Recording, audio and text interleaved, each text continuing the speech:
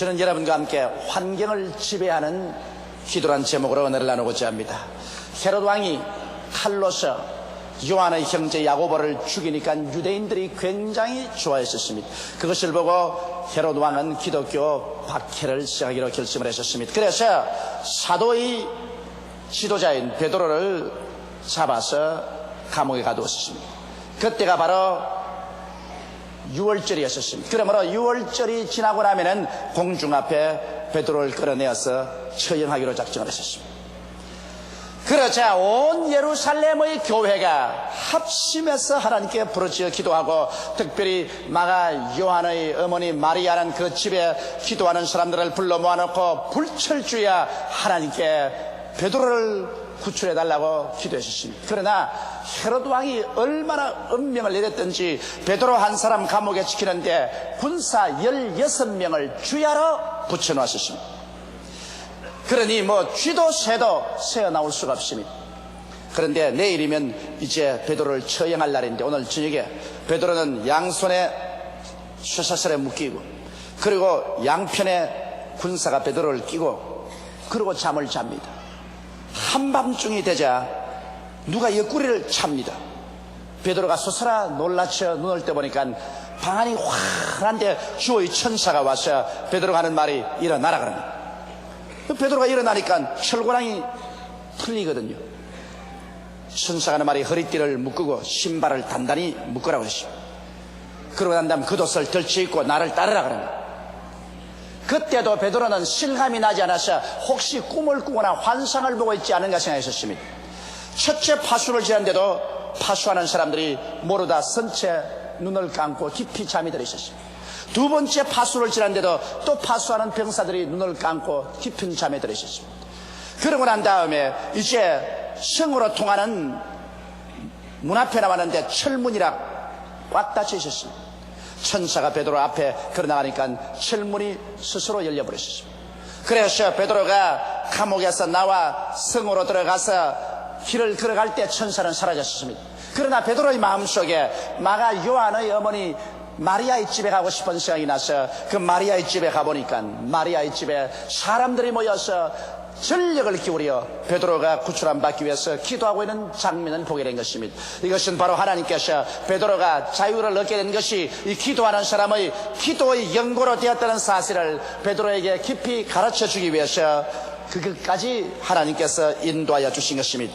여러분, 기도는 운명과 환경을 지배한다는 사실을 이 자리에서 우리는 밝혀볼 수 있는 것입니다. 만일 베드로가 감옥에 들어갔는데 예루살렘 교회와 마가 요한의 어머니 마리아의 기도하는 부대들이 목숨을 바쳐 간절히 기도하지 않았더라면 베드로는 틀림없이 6월절 이후에 헤롯이 원한 대로 끌려 나와서 처형을 당하고, 기독교는 지도자를 잃고 뿔뿔이 성도들은 흩어지는 위기를 맞이할 수 있었을 것입니다. 그러나 기도는 천하의 권세를 가진 헤롯 왕의 권세도 억압해버리고, 군사들이 16명이나 매달려 있고 철문으로 막아놓은 그 철문도 기도의 힘을 막을 수가 없는 것입니다. 오늘날 여러분, 우리는 경제적인 위기라고 말합니다. 온 세계적으로 경제적 불황이 따가고 있습니다. 정치적으로 세계 위험하고 군사적으로 일촉즉발의 긴장이 세계 어느 곳이나 있는 것입니다. 이러한 때 우리는 개인, 가정, 우리의 생활이나 사회, 국가를 위해서 우리는 진실로 기도할 때가 온 것입니다. 오늘날 사람들은 기도라는 이 위대한 무기를 사용하지 않습니다. 만일 사람들이 올바르게 기도하는 것을 배우고 열심으로 기도했더라면 수많은 슬픔과 고통에서 해방을 얻었을 것입니다. 수많은 사람들이 정치, 경제, 여러 가지 어려운 감옥에서 해방되어 나올 수 있을 것입니다. 여러분, 오늘 어떠한 감옥에 갇혀 있습니까? 어떠한 철창살에 가로막혀 있습니까?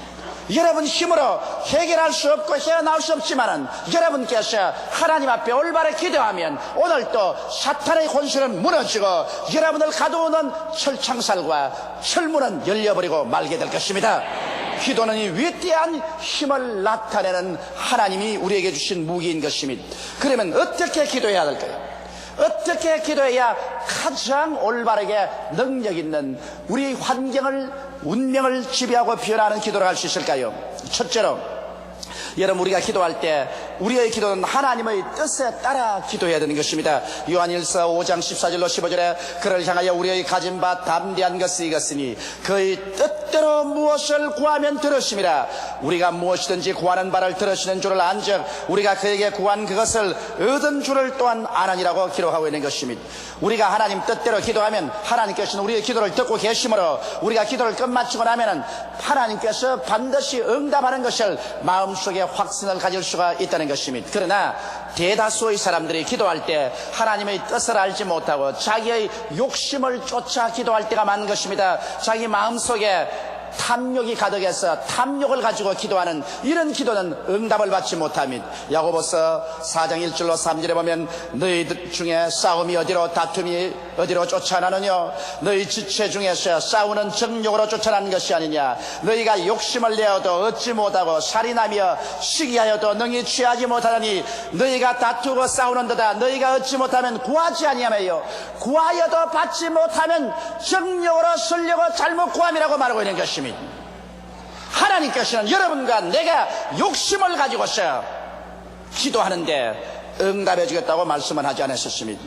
또한 사람들은 하나님을 거역하는 생활 중에서 기도합니다. 갑자기 문제가 다가오고 고난중에 처하니까 자기는 하나님 앞에 순종하는 생활을 하지 않았음에도 불구하고 하나님이여 와서 나를 도와달라고 부르짖어 기도하는 것입니다. 성경 요한일서 3장 21절로 22절에 보면 사랑하는 자들아 만일 우리 마음이 우리를 책망할 것이 없으면 하나님 앞에서 담대함을 얻고 무엇이든지 구하는 바를 그에게 받나니 이는 우리가 그의 계명들을 지키고 그 앞에서 기뻐하시는 것을 행함이라고 말한 것입니다. 우리의 신앙생활이 하나님의 계명을 짓밟아버리고 하나님 계명을 던져버리고 아무리 주여 주여 부르짖어 소용이 없습니다. 예수님께서 친히 말씀하기를 내가 아버지의 계명을 지키고 아버지의 사랑 안에 거하는 것처럼 너희도 나의 계명을 지키면 나의 사랑 안에 거하리라고 말하는 것입니다. 우리 예수 믿고 구원받은 것은 값없이 은혜로 받았지만은 구원받고 난 다음에는 하나님의 계명을 반드시 지켜야 하는 것입니다. 나의 계명을 지키는 자라야 나를 사랑하는 자라고 말한 것입니다. 우리가 계명을 지키는 생활을 할 때 하나님을 기쁘시게 하고 우리 마음속에 담대함을 얻고 무엇이든지 하나님께 구하는 대로 얻을 수가 있는 것입니다. 오늘날 우리 신자들에게 가장 절실하게 필요한 것은 마음의 결심을 하고 계명을 지키는 삶을 살아야 되겠습니다. 10계명을 지켜야 되고 11조를 드리는 계명을 지켜야 될 것입니다. 이렇게 할 때 하나님께서는 여러분과 나의 기도를 들어주실 마음의 준비를 하게 되시는 것입니다. 그러면 하나님의 뜻에 따라 구하는 기도란 어떤 것일까요? 물론 우리가 성경을 열심히 읽고 묵상하고 말씀을 늘 들으셨으면 많은 문제에 관한 하나님의 뜻을 어려움 없이 알 수가 있는 것입니다. 그러나 특별히 우리가 긴급하게 아버지의 뜻을 알아야 될 때는 쉽게 하나님의 뜻을 분별할 수 있는 길이 있습니다. 성경에는 그 나라와 그 의를 먼저 구하라 그리하면 이 모든 것을 내게 더하시라고 하셨으니 우리가 모든 것을 더하여 주기 위해서 기도하기 전에 이것이 하나님의 뜻인가 아닌가를 알고자 하면 하늘나라의 영광을 위한 기도냐 아니냐를 살펴봐야 하는 것입니다. 내가 기도하는 이것이 하늘나라를 위한 것인가, 하나님의 정의 즉 하나님의 영광과 복음에 대한 유익을 위해서 하는 기도인가 아닌가, 이 사실을 알아보고 내가 이 기도가 응답되고 난 다음 그 결과로 내 마음의 평안이 증진될 것인가, 그렇처럼 내 마음이 오히려 불안하고 고통이 다가올 것인가, 이런 것을 알아보면 쉽게 하나님의 뜻을 알 수가 있는 것입니다. 모든 일에 하늘나라를 위하고 하나님의 영광과 복음의 발전을 위하고 내 마음의 평화를 증진하는 것이면 거의 틀림없이 하나님의 뜻인 것입니다. 여러분, 예루살렘의 성도들이 담대하게 기도할 수 있었던 것은 그들은 베드로가 감옥에서 나오는 것이 하늘나라를 위한 것이고 하나님의 영광과 복음의 발전을 위한 것이며 온 신자들의 마음속에 큰 기쁨과 평안을 가져올 수 있는 길인 것을 알았기 때문에 그들은 담대하게 하나님의 뜻인 줄 알고 기도할 수가 있는 것입니다. 둘째로 여러분, 우리가 기도할 때 하나님의 능력을 인식하고 기도해야 하는 것입니다. 사람들은 하나님의 능력을 반신반의하고 의심해서 기도한다면 진실한 기도를 할 수가 없고 또 전적으로 하나님께 내 문제를 내어 맡기고 기도할 수 없는 것입니다. 이러기 때문에 먼저 기도하기 전에 하나님은 능히 그 기도를 응답해 줄 수 있고 문제를 해결해 줄 수 있다는 그 하나님의 능력에 대한 확실한 지식을 가지고 기도해야 되는 것입니다. 하나님은 전지하시고 하나님은 전능하시고 하나님은 무소부재하시다. 이 사실을 우리는 성경을 읽어서 깨달아 알아야 되는 것입니다. 묵상해서 알아야 되는 것입니다. 많은 사람들이 기도하면서 마음의 의심을 하면서 기도하는 것입니다. 정말 하나님이 들어주실까? 믿져야 본전으로 기도해보자. 진실함이 없습니다. 자기의 모든 것을 내어 맡기고 운명을 걸어놓고 기도할 수 없습니다. 혹시 기도해서 맡겼다가 하나님께서 돌보아 줄 수 있는 실력이 없다면 파멸되지 않겠는가, 그런 염려를 하는 것입니다. 그러나 여러분과 내가 창세기부터 요한계시록까지 하나님의 말씀을 부지런히 읽고 하나님의 말씀을 묵상하는 생활을 했다면 성경을 통하여 우리는 하나님께서 모든 것을 샅샅이 다 아시고 하나님은 천지를 지으셨으니 하나님께서 원하시면 무엇인지 하실 수가 있으며 하나님은 지금도 우리와 함께 이 자리에서 함께 계시다는 것을 확신할 수가 있는 것입니다. 이와 같이 하나님의 능력을 인식하고 우리 마음속에 담대한 무장을 하고 기도해야 그 기도가 효과가 있는 것입니다. 셋째로 우리가 기도할 때 믿음의 증거를 내어놓고 기도해야 되는 것입니다. 예수님은 항상 우리 믿음을 보시고 난 다음에 내 믿음대로 될지라고 말한 것입니다. 그러므로 우리가 하나님께 능력 있는 기도를 드리려면 눈에 보이는 믿음의 씨앗을 심고 그 믿음을 통해서 기도해야 되는 것입니다. 우리가 믿음의 씨앗을 심는다는 것은 우리 마음속에 믿음을 풀어놓는 것이요, 또 하나님께서 역사할 수 있도록 기회를 드리는 것입니다. 오늘 많은 사람들이 그냥 믿져야 본전으로 하나님께 그저 기도해보자, 신실성이 없는 기도를 하는 것입니다. 여러분이 하나님께 진짜로 그 기도가 응답받기 위해서 하려고 하면은 믿음의 씨앗을 심어야 됩니다. 오병이어로 5,000명을 먹이고 12바구니 난 이 기적은 먼저 어린아이의 떡 5덩어리와 물고기 2마리를 예수님의 손에 심어놓은 역사가 있었습니다. 예수의 손에 안드레가 오병이어를 심을 때 그런 자기의 믿음을 풀어놓았었습니다. 예수님이 기적을 행할 것이라는 것을 풀어놓았습니다. 예수님은 이 오병이어를 받고 난 다음에 이를 통해서 하나님의 역사를 나타낼 수 있는 동기로 삼으신 것입니다.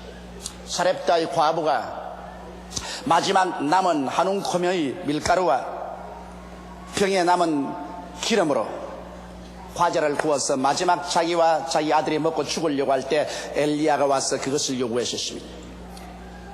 여러분, 사렙다의 과부에게는 이것이 자기가 가진 최후의 것입니다. 그러나 이것을 하나님의 종이 요구한 대로 심는다면 그는 그의 기도가 절실하고 신실한 기도가 되는 것입니다. 그런데 사렙다의 과부가 그것을 엘리야의 손에 얹어 주고 난 다음에 그가 하나님을 믿었었습니다.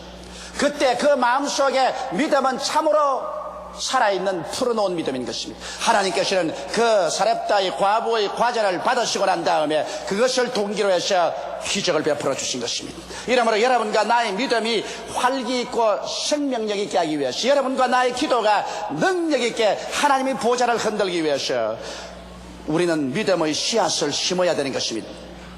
나는 이번 탈서 오클라호마에서 감격을 느낀 것은 오랄 로버트 목사님이 날 보고 주 목사 한국에 돌아가거들랑 우리 시티 오브 페이스의 그 병원에 환자들이 하루에 800명씩 올 수 있도록 기도를 해 주십시오. 그렇게 말만 하는 것이 아니라 그 다음에 수표를 끄집어내어서 5만 달러를 적었습니다. 우리 한국 돈으로 약 5천만 원 되죠. 그러고 난 다음 일본 1천만 구령을 위해서 여의도 순복음교회에서 일하는데 나는 이 5만 불을 믿음의 씨앗으로 심겠습니다. 그러고 난 다음에 조 목사님 기도를 해 주십시오. 그러면서 5만 달러를 수표로 적었어. 자기 손 위에 얹고 내 손을 그 5만 달러에 얹고 그러고 난 다음에 말하기를 조 목사님 기도해 주십시오. 나는 믿음의 씨앗을 심지 않고는 기도를 하지 않습니다. 내게 희생이 되는 것, 내게 하나님께 드리는 제물을 얹어놓고 난 다음에 그렇게 기도해야 내 기도가 값 있는 기도가 되고 희생적인 기도가 되기 때문에 내가 진실로 믿을 수가 있지.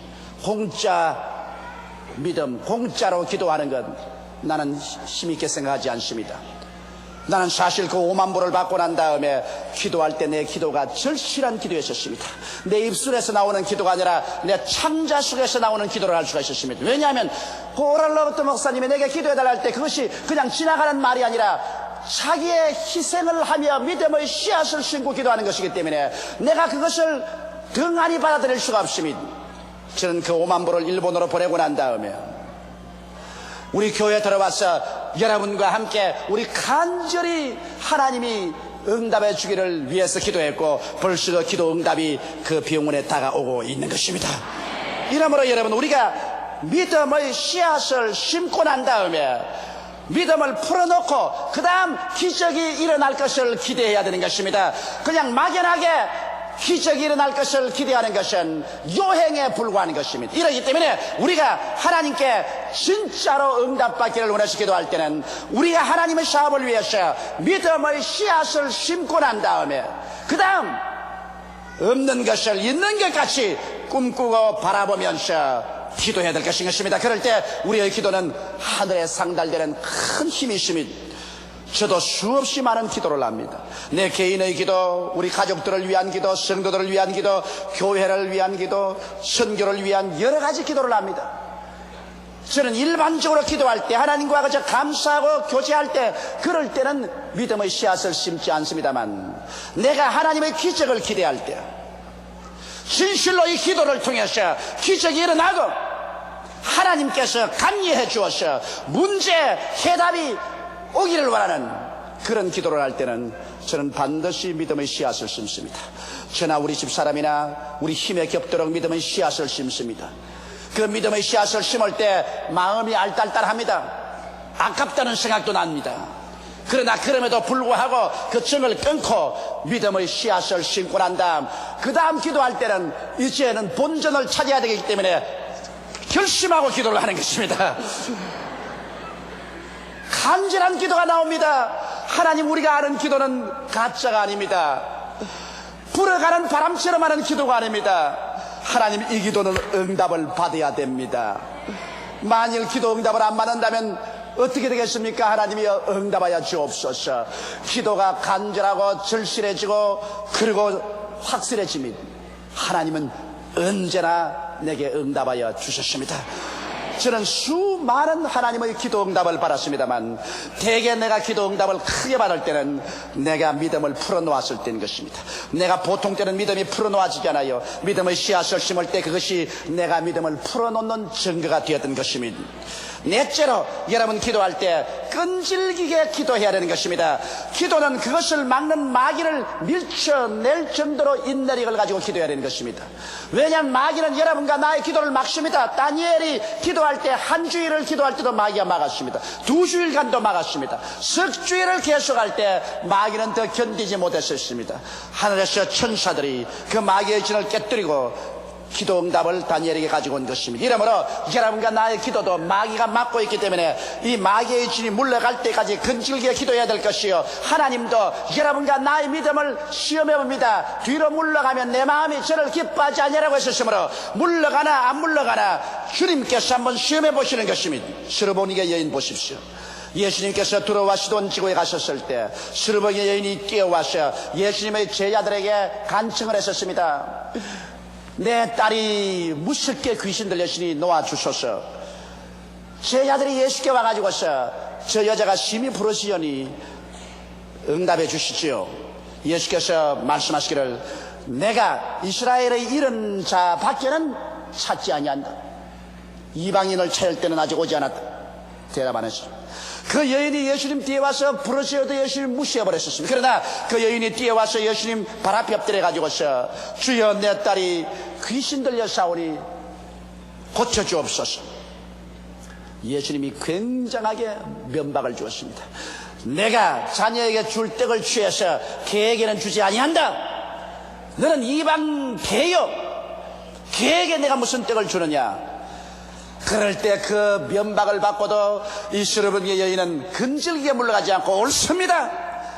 자녀의 줄 떡을 개에게 안 주죠. 그러나 개들도 밥상 밑에 있어서 떨어지는 부스러기는 주워 먹으니까 나에게는 부스러기라도 하나 주십시오.